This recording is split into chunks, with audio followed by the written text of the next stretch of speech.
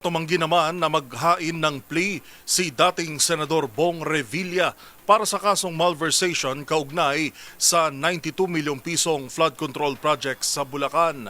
Ang mga pinakahuling detalye ibabalita live ni Val Gonzalez. Val.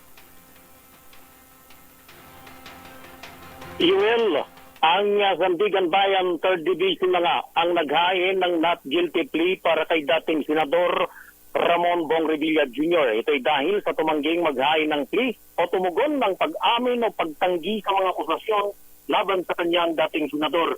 Ito ang kasong may kinalaman pa rin sa malversation of public funds kaugnay sa 92.8 million peso flood control project anomaly sa bayan ng Pandi sa Bulacan. Kasabay nito ay naghain na rin ng not guilty plea ang natitirang kapwa-akusado ni Revilla na hindi pa nababasa ng sakdal itong si DPWH Bulacan District Engineer Juanito Mendoza.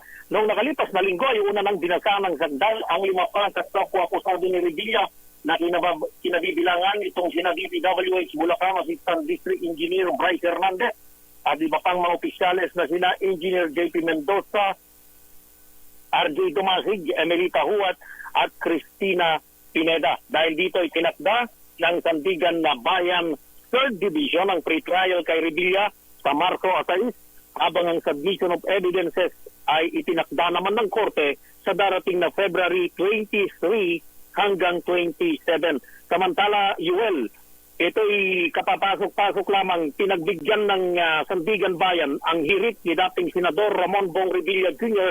na muling iimbestigahan sa Office of the Ombudsman ang kasong kinakaharap nito tungkol pa rin sa anomalya sa flood control project. Kasunod ito nang inihain ng kanyang kampo sa korte na motion for re-investigation sa ombudsman o pinababalik sa ombudsman sa nilabas na desisyon ng korte.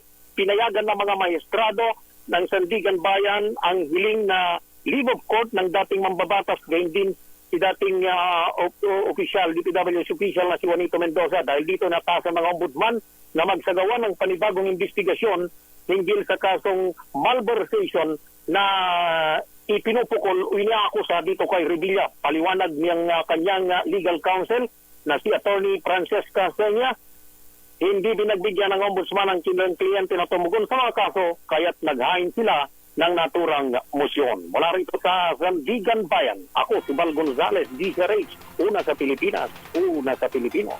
Maraming salamat, Val Gonzalez.